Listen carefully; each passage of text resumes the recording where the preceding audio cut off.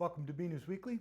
I'm Phil Gallagher along with BNEWS Director Rich Hoshford, BNEWS reporters Chris Flaherty, Robert Paris, and John Vias. Thank you for joining us. The death at the Veterans Hospital in neighboring Bedford is under investigation by authorities.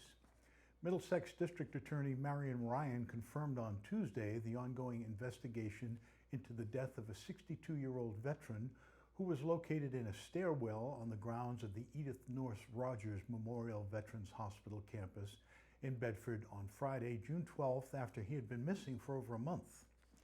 The Middlesex District Attorney's Office and Massachusetts State Police detectives assigned to the office will be examining the existing policies and procedures in place at the facility, as well as the relationship between the tenant, Caritas Communities, and the Bedford VA.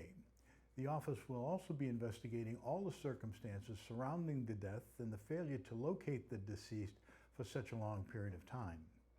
The man had been last seen on May 8th and had been reported missing by an employee of Caritas Communities on May 13th.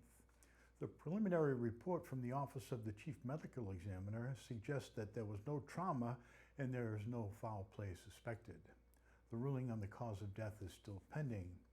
Edith North Rogers Memorial Veterans Hospital serves veterans from all over the Metro North region. The Burlington DPW, let's do the second story. Residents gathered on the Burlington Town Common to show support for Burlington Police and other law enforcement officers on Wednesday. BNEWS Director Rich Hoshford was there and has this report. The Burlington Town Common was full of people holding signs and blue balloons, waving at passing vehicles, and signing a big thank you card on Wednesday night during a rally to support law enforcement during a time many departments around the country are facing protests in the wake of the deaths of George Floyd, Breonna Taylor, Rayshard Brooks, and other people of color. The organizer of the event, who has family in the Burlington Police, said she was inspired to support local officers after watching the news. She said after dropping off care packages to police, she was struck by the idea of the rally. I felt like they needed to see some support. So it was kind of a grassroots thing. I threw it out on Facebook to kind of see where it would go. And it kind of spun from there. And now we've got this huge crowd of people that are here supporting the police. Carol said she didn't know how many people would show up, but was happy with the turnout. I'm pleasantly surprised because it said like 200 people were coming, but there were like 900 that said they were interested. So I'm pleasantly surprised to see as many people here. One participant, holding up a sign in support of her daughter, who is a police officer, said she feels law enforcement officers should be supported as they face dangers serving the community. I just feel as though, the police right now are being put in a really bad light. They put their lives on the line every single day for us. They're the ones that people call when there's a crime, and I just feel like I want to be here to support them. Local officials were also in the crowd on Wednesday. Board of Selectmen Chair Joe MORANDI said he was happy to see so many people support the Burlington Police. Well, let's see. The turnout today is absolutely fantastic. If you turn around and look down there, what you've already done, I said there's probably, 200 people here today anyway. So that kind of shows a little support for the police department. Hopefully the fire department's involved in this also. It's a nice quiet crowd, no activity. We all know what the first responders are. If we don't have them, we don't have much. I don't know who you'd call. MORANDI also spoke on his thoughts on the equality of the Burlington Police Department. On the Board of Selectmen, being the chairman, I get to hear quite a bit. And I have to say this, Chief Kent is probably one of the best things that ever happened to this town. He's gotten this police department in order. Every man is on track. Every man does exactly what he says. It's been incredible. He's an incredible man. I couldn't say enough about this police department. Finally, the rally was completely driven by residents, and while the police department was not part of its creation, Chief Kent said he and his officers are grateful for the show of support. Well, I can tell you the men and women of the Burlington Police Department are touched with the turnout of citizens. It's been a tough time to be a police officer the last few weeks, and this is probably just what the officers needed, a show of support like this, and we're very appreciative, very appreciative. From the Burlington Town Common, I'm BNEWS Director Rich Hoshford. The Burlington Department of Public Works is stressing the need to conserve water and abide by the watering restrictions during this dry weather. They say that due to the dry conditions, the town is experiencing Outdoor water use has increased dramatically very early in the season, and we are urging residents to follow the even odd day watering restriction. On June 16th, the town experienced the highest water demand of the season at 4.5 million gallons in one day, and this is without the restaurants and whatnot being in play. And both water treatment facilities are operating at their highest production levels at this time. In April, the water demand was less than half of the current demand. Here is DPW Director John Sanchez on the situation. This year is a particularly different year as far as water use. What we've seen is a high increase on the residential side of the water use, compounded by dry conditions that we're having right now and people utilizing their irrigation systems a lot.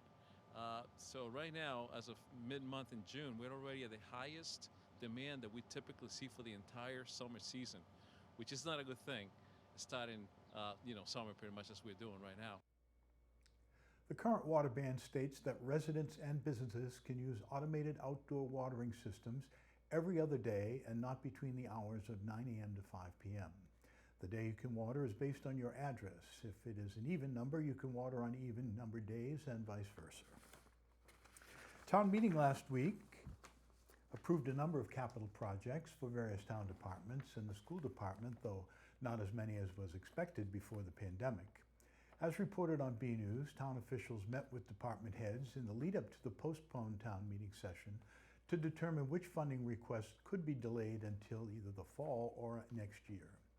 In total, 9 of the original capital project requests were delayed until next year, including funds to improve the 9/11 memorial, new voting equipment, a radio box system for the fire department, and a $500,000 replacement of the turf at Varsity Field at the high school. Some of the big ticket items approved because they were deemed necessary included $457,000 for DPW vehicles. This was approved despite the Capital Budget Committee voting to postpone it until September. DPW Director Sanchez argued that some of the vehicles being replaced were no longer functioning, and also that most include plows that will likely be necessary this winter because the town has had increasing difficulty finding contractors to do snow removal work. Another project that garnered discussion was $350,000 for equipment and safety upgrades in the Marshall Simonds Middle School auditorium. A couple of members asked if this could not be delayed, considering that students would not likely be putting on plays anytime soon. Public Schools Facilities Director Bob Kuna argued that the safety upgrades go beyond just the stage equipment and include the removal of asbestos, which was not included in the original rebuild of the Marshall Simonds. He added that this is one of the larger rooms in the school, and depending on how the fall return of students works out, is therefore one where social distancing would be the easiest to maintain. On a final note on town meeting, this year was definitely unique due to the coronavirus. As reported, the meeting was held outside on Varsity Field at Burlington High School, and a lot of extra work and equipment was necessary to make it a success. For a quick look on how it came to be and how it went, BNews Director Rich Hosford has this report. Burlington's 2020 annual town meeting, the big session featuring passing of the following year's fiscal budget, looked a bit different this year due to the COVID-19 pandemic. To help ensure social distancing, the meeting was held outside on Varsity Field where members' seats were placed 6 feet apart. There were also large monitors so people could see speakers and presentation, and a large number of microphones for questions and arguments.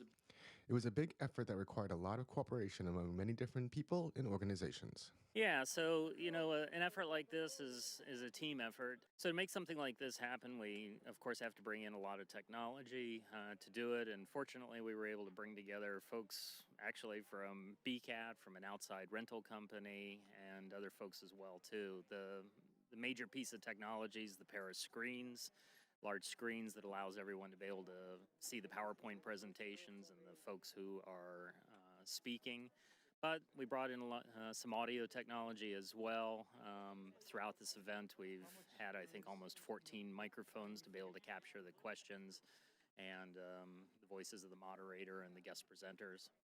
Nobody knew how it was going to work out, but in the end, the legislative body was able to get through the entire agenda more than hours before the 11 p.m. cutoff point.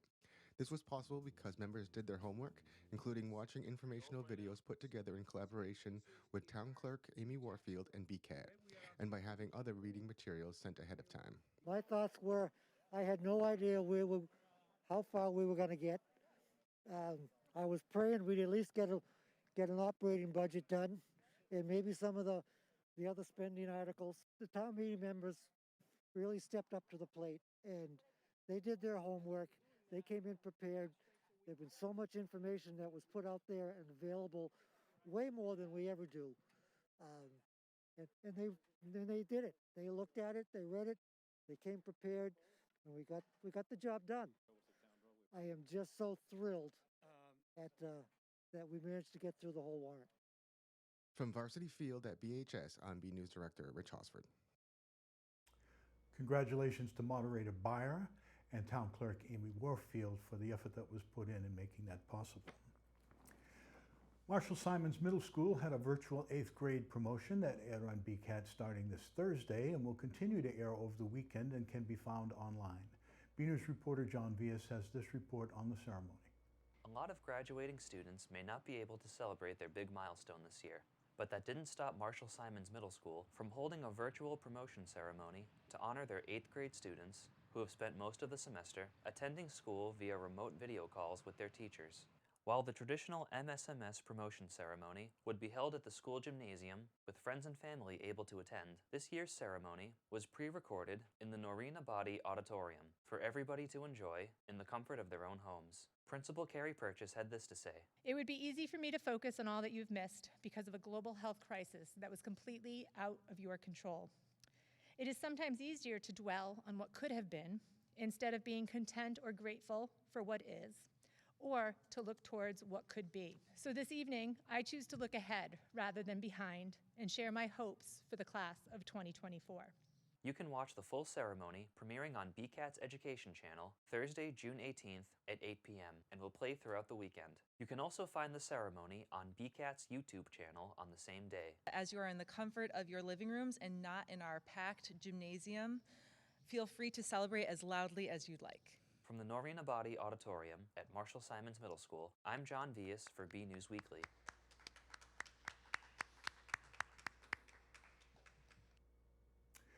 Looking to do some al fresco dining but don't know where to go?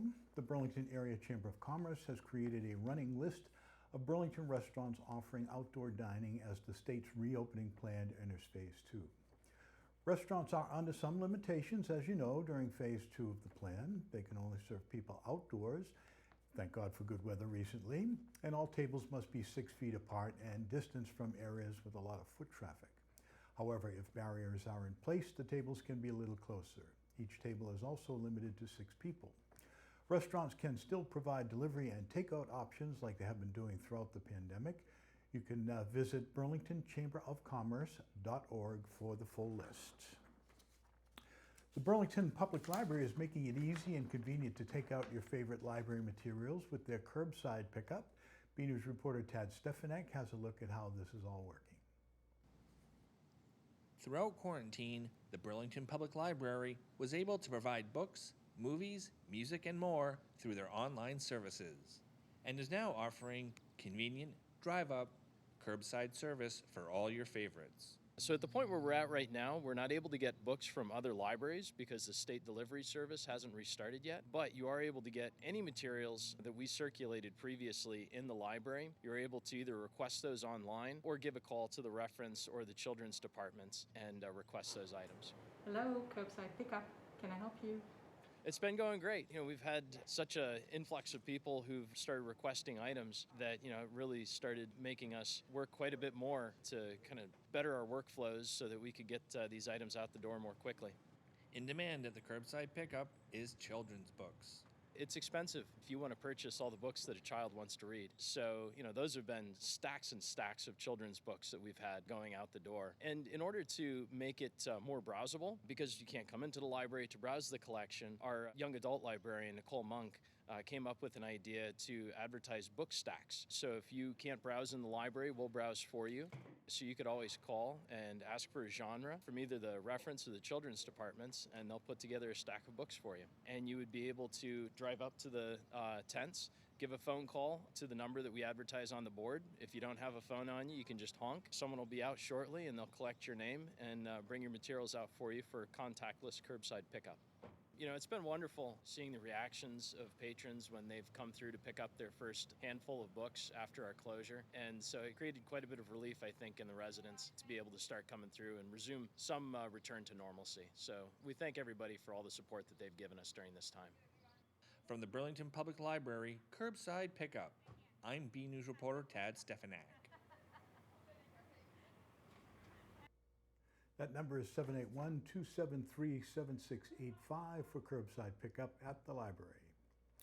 Earlier this year, when restaurants, bars, and other Massachusetts businesses shut down with the rest of Massachusetts, musicians were particularly hard hit when they were left without a stage to perform on. As open mics and concerts became impossible due to social guidelines, nevertheless, the show must go on. BNews entertainment reporter Chris Flaherty spoke to a quartet of artists from the area on how they're navigating these uncharted waters and lean times. Local musicians were left without a stage for open mics and concerts. I don't think anyone expected this to come so quickly, so hard. You know, musicians are self-employed people. We don't qualify for the standard unemployment benefits and stuff like that. I know a lot of musicians relied on their income. They're hurting right now because they were doing gigs several times a week, and they don't have that income anymore. I started playing full-time in November, and obviously it hit early in 2020, so it was only a few months in, and obviously everything has been kind of just stopped in its tracks as far as gigs go. Musicians are now seeking alternative platforms, from lawn concerts to live streams, to share content and reach audiences. It's so hard to be creative when you're in the same space every day. So finding like new ways to reach your audience and new ways to kind of stay active has been a challenge, but a fun one. I did like a front porch concert a couple weeks ago, and that was super fun. People were, driving by, neighbors sat in the lawn, and then I also put it on Facebook Live. I've been playing like on someone's front lawn, and they'll be on their porch and they'll run power out to the front, and so there's still some opportunity to play. I did a couple live stream birthday parties for stuff, and that's kind of like a bar gig. But the streaming has kind of led into a little bit of producing these online variety shows for some clients, so that's kind of been a good thing. While business slows down, creativity continues on. That's kind of where I've been putting a lot of my energy in this, is writing new songs, producing new material, sharing them. I play regularly. I try to add different songs every week. My husband is a keyboard player. Every night after he gets out of work, he goes right into the keyboard room and just starts learning songs for him as well. I found it hard, I guess, during normal times to make time to meet up with friends and do co-writing, and it's really kind of a cool time for that. People do a lot of Zoom meetings to co-write, and I've just started tapping into that. During these trying times, the music community has come together to support one another. I was hosting open mics maybe once a week or once every other week, and that was my social time. I got to go out and perform my heart out and then let everybody else perform, and it was a gathering of friends. That's something that we're all missing right now, is the human contact and being able to perform for other people. It brings people together, so it's a lot harder to do. But I think that the sense of community has definitely grown. Like a lot of people, like I said, in the community just have been stepping up and supporting each other, and a lot of like joint concerts on Instagram and that sort of thing too. I think the biggest support I've seen amongst the artist community is the sharing of information. Everyone had to adapt real quickly, whether it be, how do I do a multi-camera live stream? How do I do a pre-recorded live stream? And everything from what type of unemployment do I qualify for? Where can I go to find artist grants? People are just so supportive of each other, like in the comments while we're in the Zoom, and then on Facebook where it's being live streamed too. Everyone is just so attentive to fellow musicians' lyrics and vocal tendencies, and people are just like really, I think, trying to encourage each other to keep writing and keep doing what they're doing. As a new normal starts to take shape, The future of the music scene remains uncertain, but artists are ready to adapt and perform. Hosting open mics, you have up to 20 performers that want to sing on your stage, play guitar. They want to use your microphone. I don't know how it's going to work. I don't know. Is that going to work? I guess we're going to have to find out. I feel like the live stream type of deal is going to be more accessible or like prevalent, I guess, especially with bigger concerts. But I think with like smaller ones, I hope we would have a good turnout. I think it should kind of turn around after this because everyone's going to want to get out. But I think there will be a lot new songs. Like I know a lot of artists around here have been writing a ton, collaborating a ton. So lots of new music to share. I think we're starting to think, how can I incorporate this new paradigm into my lifestyle? And I think that's kind of what we started seeing. You know, we're just navigating it as we go and doing what we do best, which is get creative when we have to. Until next time, this is Chris Flaherty with your BNews Entertainment Buzz. BNews reporter Robert Paris talked with Parks and Recreation Director Brendan Egan about summer programs and camps, planning for Phase 3 of reopening, and more in this week's Parks and Rec update. Let's have a look. The Recreation Department is getting ready to bring back a number of the summer programs during the COVID-19 pandemic. This week I had another conversation with Burlington Parks and Recreation Director Brendan Egan on the upcoming activities happening this summer. Good news is on the way because a number of these activities will be available in early July. We have received the guidelines from the state, the health and safety standards or requirements for operating summer programs and camps, accommodate all of the requirements, which we were able to do for a number of our programs. Some programs we're not able to do because the requirements don't allow for certain things. We are going to run Club Simonds, Park Place, and we're going to run preschool art program. We're going to run gymnastics program and tennis, but they are going to be modified from what they've been in the past. In addition to the programs, Parks and Recreation has been working closely with the school department to offer virtual extended school year services. We've also this year worked with the Burlington School Department to offer virtual extended school year services at Club Simonds. And that those are available. Those services are available for our inclusion participants. So in our therapeutic recreation program, if they meet the requirements of the inclusion program, and they also have extended school year requirements from the school district, we've set up an area that they can receive those services and work on an iPad with their teacher to get those services well at Club Simonds. So it's something new we're trying this year. As we prepare for the new normal, Brendan is looking forward to seeing everyone stay safe and healthy. Obviously, just, we've talked about this each week, a return to more typical operations and, people getting out and enjoying a concert on the common or just enjoying the outdoors while practicing physical distancing or social distancing. I'm Robert Paris for BNEWS Weekly. The Burlington Go Green program has installed the recycling tennis bins at Rohannes and Simonds Park for people to use. BHS junior Matt Tengracool was behind the project and couldn't be happier with the outcome. BNews reporter Robert Paris has this report. It is up and running. The brand new recycling tennis bins at Rohannes and Simonds Park are ready to go during the COVID-19 pandemic. This week, I had a chat with the man behind the idea, junior Matt Tengracool. We started a couple months ago during the winter, fundraising and getting community support and working with the rec department, Mr. Egan especially, to figure out the logistics. And then now about a month ago, our bins came and they're finally up in the one at Simonds and two at Rohannes Park.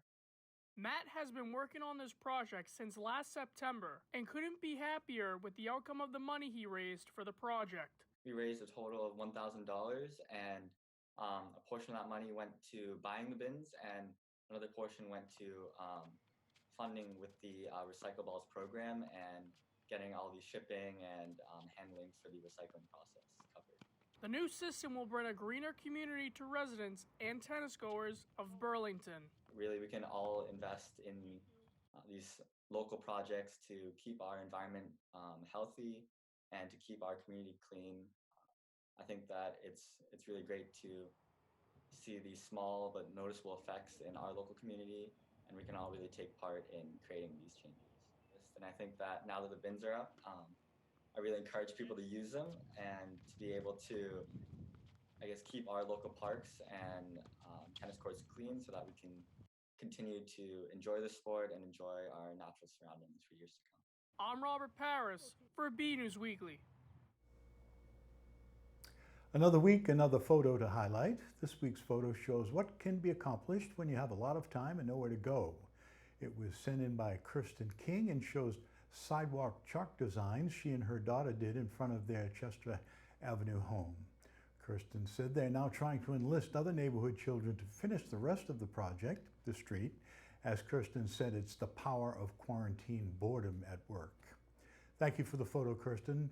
We'd like to see your photos. They could be of your stay-at-home activities, finally eating at al fresco at your favorite restaurant, shots of your pets, the signs of spring, or in this case, hot weather, summer, which is 2 days away, or just the weather seen from your own backyard. Whatever you think is interesting and want to share with BCAT and with members of the community.